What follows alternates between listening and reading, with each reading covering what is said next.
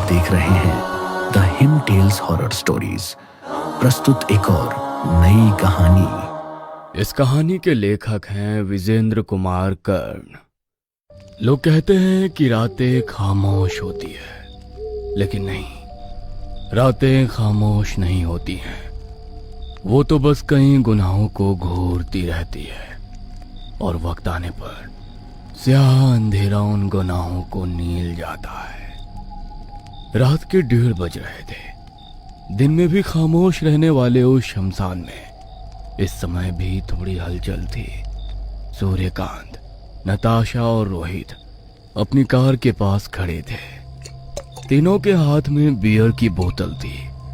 रह रहकर वो बियर की बोतल से घूंट मारे जा रहे थे। थोड़ी दूरी पर किसी की लाश धीरे धीरे जल रही थी। भाई लोग, अब निकलते हैं यहाँ से, अपना काम तो हो गया। सूर्यकांत की बात का नताशा और रोहित ने सिर हिलाकर जवाब दिया और फिर तीनों उसकी कार में बैठ गए। सूर्यकांत ने अपनी कार स्टार्ट की।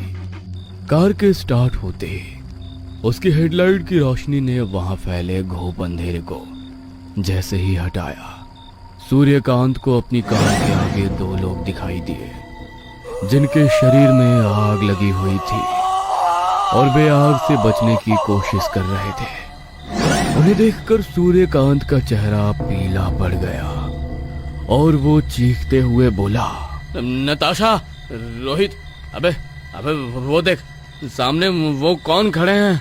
कौन खड़े हैं? ओए, तुझे दिख नहीं रहा है? वो तो सामने है, बिल्कुल, देखो ना कैसे उनका शरीर जल रहा है। सूर्यकांत की बातों को सुनकर नताशा और रोहित थोड़ा डर जाते हैं। वे दोनों कार की आगे की ओर देखते हैं, लेकिन उन्हें आगे कोई नहीं दिखाई देता है। अबे ओए, तुझे बहुत ज्यादा चढ़ गई है। चल आ पीछे, मैं ड्राइव करती हूँ।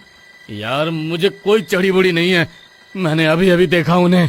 सूर्यकांत नताशा से ये बोल ही रहा था, तभी उसे रोहित के चीखने की आवाज आई। सूर्या, नताशा, अरे बचा लो मुझे, ये मार देंगे मुझे। उस आवाज को सुनकर सूर्यकांत का दिल जोर से धड़कने लगता है। वो गाड़ी में देखता है, लेकिन रोहित तो वहां था ही नहीं। वो नताशा से बोलता है, अरे ये रोहित कहाँ चला गया?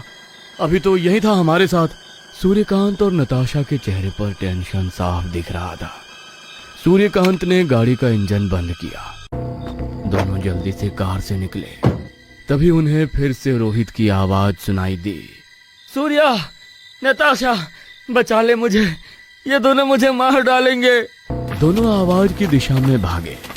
थोड़ी दूर पर ही उन्होंने जो देखा, उसे देखकर दोनों के दिल की धड़कन तेज हो गई। हाथ पैर कांपने लगे। उन्होंने देखा कि रोहित चिता की लकड़ियों के साथ रस्सियों से बंधा हुआ है। वो उन रस्सियों से बार बार निकलने की कोशिश कर रहा है, लेकिन लाख कोशिशों के बावजूद भी वो निकल नहीं पा रहा है। दोनों उसे रस्सियों से निकालने के लिए आगे बढ़े, लेकिन तभी उन दोनों के पैरों को पकड़कर किसी ने खींच दिया। दोनों धड़ाम से नीचे गिर पड़े। कौन है? उसके बाद उनके सामने वो आया जिन्हें देखकर उनके मुंह से चीख निकल गई। एक 8 साल का बच्चा और उसके पिता, दोनों पूरी तरह जले हुए। सूर्या, ये तो वही है। ओ माय गॉश, ये कैसे हो सकता है? वे दोनों एक बार फिर से पूरा जोर लगाकर वहां से भागने की कोशिश करते हैं, लेकिन भाग नहीं पाते हैं। उसके बाद पिता और पुत्र की वो जोड़ी जोर जोर से हंसती है और उन्हें रस्सियों से बांधना शुरू कर देती है। छोड़ दो हमें, छोड़ दो, जाने दो, प्लीज हमें जाने दो। श्रवण और राजू टॉर्च लेकर शमशान में बातें करते हुए जा रहे हैं। राजू, तुम्हारी माँ कह रही थी कि तुम्हें शमशान में डर लगता है।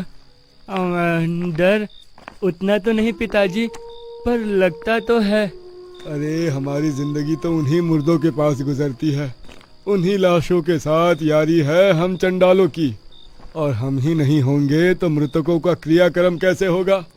वैसे राजू, एक बात कहूँ? बोलिए ना पिताजी। इन मुर्दों से डरने की कोई जरूरत नहीं है, इनसे खतरनाक जीवित लोग होते हैं। श्रवण और राजू बातें करते हुए चले जा रहे थे। तभी उन्होंने देखा कि शमशान की दूसरी ओर कोई कार खड़ी है और कुछ लोग उससे एक बॉडी निकाल रहे हैं। बॉडी निकालने वाले में एक लड़की और 2 लड़के हैं। इतनी रात को कौन बॉडी लेकर आया है? रात को अंतिम संस्कार तो होता नहीं, कुछ गड़बड़ तो नहीं है? श्रवण ने दूर से ही चिल्लाकर बोलना शुरू किया। कौन? अरे कौन है वहां? कौन है? ये कहते हुए श्रवण अपने बेटे राजू के साथ उस ओर बढ़ा, और जब वो वहां पहुंचा तो उसने देखा कि नताशा, रोहित और सूर्यकांत एक लड़की की डेड बॉडी को अपनी कार की डिक्की से बाहर निकाल रहे हैं। बहुत ही खूबसूरत थी वो लड़की। बॉडी पूरी तरह से लहूलुहान थी। साहब, आप लोग कौन है? ये किसकी बॉडी है? ये तो पुलिस केस लग रहा है। ओए, कौन है बे तू? चल भाग यहाँ से। अरे साहब, मैं चांडाल हूँ, मृतकों को क्रियाक्रम करता हूँ। मेरी ही अग्नि के बाद ही तो मरे हुए लोगों के इस लोक से दूसरे लोक की यात्रा शुरू होती है। ओए, यहाँ से निकल जा, हम खुद चांडाल हैं, तुम्हारा काम हम बखूबी कर सकते हैं। ये कहकर सूर्यकांत, नताशा और रोहित जोर जोर से हंसने लगे। सूर्यकांत, नताशा और रोहित अमीर माँ की बिगड़ी हुई औलाद, जिनके लिए कॉलेज पढ़ने की जगह नहीं थी, अय्याशी का अड्डा था। वह हर गलत काम करते, चाहे नशा हो या नशेली पार्टियां, या किसी के साथ सोना, या किसी के भी जज्बात से खेलना, और फिर उसे कुत्ते की दुत्कार देना तीनों की फितरत थी। ओए चिलगोज़े, तेरे साथ एक रात बिता ली तो तूने क्या सोचा? मैं तुझसे प्यार करती हूँ। चल भाग यहाँ से। मुंह देखा है अपना? औकात देखी है? नताशा सिंघानिया हूं मैं, नताशा सिंघानिया। एक बार की बात है, कॉलेज में शालिनी नाम की एक लड़की का न्यू एडमिशन हुआ था। बहुत ही खूबसूरत थी वो दिखने में, और हर खूबसूरत चीज पर तीनों की नजर होती। बाय गॉड, क्या हॉट लड़की है ये, इसे तो मेरी बाहों में होना चाहिए। हो जाएगी, जा जाकर उसे प्रपोज कर। तेरे जैसे रिच लड़के को कौन छोड़ना चाहेगा? सूर्यकांत ने शालिनी को प्रपोज कर दिया। उसे लगा कि उसकी हैसियत देखकर शालिनी तुरंत मान जाएगी, लेकिन शालिनी ने इनकार कर दिया। आई एम सॉरी, मुझे आप में कोई इंटरेस्ट नहीं है। तुम्हें पता भी है तुम किसको मना कर रही हो? इस कॉलेज की अधिकतर लड़कियां मेरे एक इशारे पर मेरी बिस्तर पर होती हैं। ये किसका कैरेक्टर बता रहे हो आप, अपना या इस कॉलेज की लड़कियों का? बहुत बदतमीज हो। शुरुआत किसने की? शालिनी का इनकार सूर्यकांत के लिए किसी ऐसी हार की तरह था जिसका अंदाजा उसे बिल्कुल भी नहीं था। नताशा और रोहित को जब ये पता लगा कि शालिनी ने उसे मना कर दिया है तो अबे, उस 2 कौड़ी की लड़की की इतनी औकात, उसने तुझे मना कर दिया? चल उसे उठा लेते हैं। अबे पागल है क्या? गंदगी को उठाया नहीं जाता है, उसे कूड़े में डाल दिया जाता है। बस कूड़े को कब उसकी सही जगह पर डालना है, इसका प्लान बनाना होगा। सूर्यकांत के प्लान के अनुसार नताशा ने शालिनी से दोस्ती की, उसके करीब आई। हालांकि इसमें 6 महीने का समय लग गया, लेकिन ये 6 महीने का एक एक पल सूर्यकांत के लिए बहुत भारी था। आखिरकार वो दिन आ गया जिसके लिए सूर्यकांत लंबा इंतजार कर रहा था। वाह, I love you Natasha, I love you, you are my great friend. कल उस शालिनी को तुम्हारे बर्थडे का केक खिलाते हैं। नताशा ने शालिनी को अपने फेक बर्थडे पर इनवाइट किया था। शहर के बाहर एक फार्म हाउस में पार्टी ऑर्गेनाइज की गई थी। शालिनी बेचारी नताशा और सूर्यकांत के प्लान से अनजान थी। वो वहां पहुंच गई। Happy birthday Natasha, many many happy returns of the day. Thank you my dear, thanks for coming. ओए, तुमने बुलाया और मैं नहीं आती?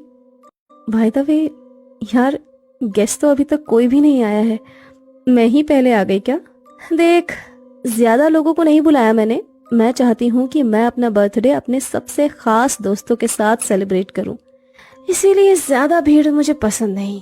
नताशा ये बात कही रही थी, तभी सूर्यकांत और रोहित एक बड़ा सा गिफ्ट का डिब्बा उठाए वहां आए और उसने नताशा को मुबारकबाद दी। Happy birthday my dear Natasha, many many happy returns of the day.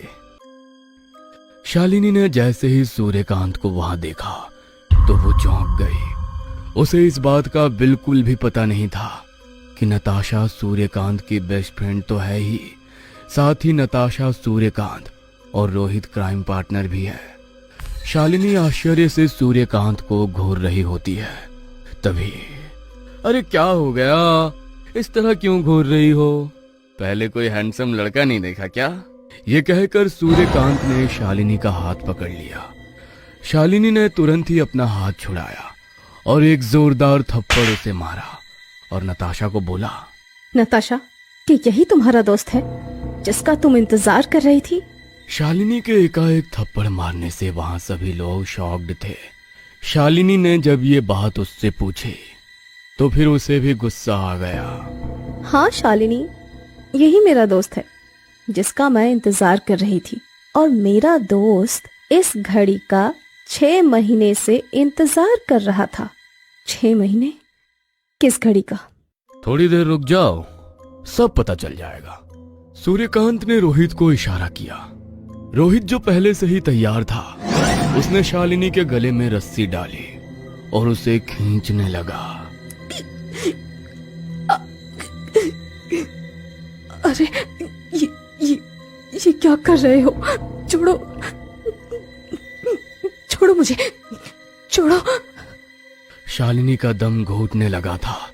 वो बार बार खुद को छुड़ाने की गुहार लगा रही थी, लेकिन रोहित धीरे धीरे कर फंदे का कसाव बढ़ाया जा रहा था। आखिरकार शालिनी बेहोश हो गई और जब उसे होश आया तो उसका सब कुछ खत्म हो चुका था। सूर्यकांत ने शालिनी की सारी पवित्रता छीन ली थी और वो उसकी बगल में बैठा शराब पी रहा था। राक्षस, ये तूने क्या किया? मेरी जिंदगी खराब कर दी। कुछ भी कहो, मजा बहुत आया शालिनी, एक बार और करें क्या? ये कहकर वो किसी बहशी की तरह हंसने लगा। शालिनी को उसकी हंसी चुभ रही थी। उसने वहां पड़ी शराब की बोतल उठाई और उसके सिर पर वार करने की कोशिश की, लेकिन इसी बीच रोहित और नताशा वहां आ गए। उन्होंने सूर्यकांत को एक और खींच लिया। मैं छोड़ूंगी नहीं तुम लोगों को। पुलिस के पास जाऊंगी, सारी बातें उन्हें बताऊंगी। तुम लोगों को सारी जिंदगी जेल में चक्की नहीं पिसवाया तो मेरा नाम भी शालिनी नहीं। सारी जिंदगी जेल? मोहतरमा, जिंदगी बहुत अनमोल है, एक ही बार मिलती है। ये ऐश करने के लिए है, जेल में बिताने के लिए नहीं।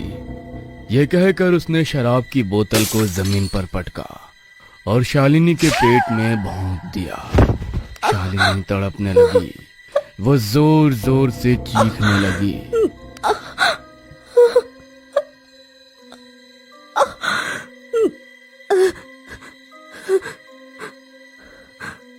उसकी चीख सुनकर नताशा ने कपड़े से उसका मुंह बांध दिया। रोहित ने भी उसके पैरों को बांध दिया। बेचारी बहुत देर तक तड़पती रही और फिर उसने दम तोड़ दिया। तीनों मिलकर शमशान में उसकी लाश को ठिकाने लगाने ही आए थे। साहब, आप लोग गलत काम कर रहे हैं। सच सच बोलिए, क्या किया है आप लोगों ने इस लड़की के साथ? रोहित, ये कुछ ज्यादा ही सवाल जवाब कर रहा है। एक काम करते हैं, इसे भी शालिनी के पास भेज देते हैं। यह कहकर सूर्यकांत श्रवण के ऊपर झपटा। श्रवण नीचे गिर पड़ा। उसके गिरते ही रोहित ने एक बड़ा सा पत्थर उठाया और उसके सिर पे दे मारा। श्रवण के सिर से खून निकलने लगा। उसके बेटे ने अपने पिता की ये हालत देखी तो वो उन्हें बचाने के लिए दौड़ा, लेकिन नताशा ने उसे पकड़ लिया और उसके सिर पर शराब की बोतल मार दी। दोनों के दोनों बेहोश हो गए। यहाँ आए थे एक लाश को ठिकाने लगाने, लेकिन लगता है तीनों को लगाना होगा। उसके बाद उन्होंने एक चिता सजाई, तीनों को उस पर रख दिया और फिर उन्हें रस्सी से बांध दिया। सूर्यकांत, लाइटर निकाल, दे दे इन्हें मुखाग्नि। सूर्यकांत के हाथ से नताशा ने लाइटर लिया और चिता में आग लगा दी। कुछ देर बाद श्रवण और उसके बेटे की बेहोशी टूटी तो वो जोर जोर से चिल्लाने लगे, पिताजी, पिताजी, बहुत जलन हो रही है पिताजी। उन लोगों ने 2 लोगों को जिंदा जला दिया। शालिनी तो बेचारी पहले ही मर चुकी थी। बहरहाल कर्म की सजा मिलती है, लेकिन इतनी जल्दी मिलेगी ये किसी को नहीं पता था। श्रवण और उसके बेटे के भूत ने वही किया जो उन्होंने उनके साथ किया था। तीनों को रस्सी से बांधकर लकड़ियों की एक चिता पर रख दिया। अरे छोड़ दो, छोड़ दो, हमें मत मारो, प्लीज हमें मत मारो, प्लीज प्लीज हमें जाने दो। अरे हमें जाने दो, हमें जाने दो, मत मारो हमें। बाप रे, ये तो लगता है हमें जिंदा जलाने वाला है। अरे अरे दया करो, दया करो हम पर, हमें छोड़ दो। लेकिन उन चंडालों को कौन छोड़ता? उन्होंने जो किया था वो उन्हें मिल गया। तीनों के तीनों जिंदा जलकर मर गए। उन चांडालों को सजा मिल गई।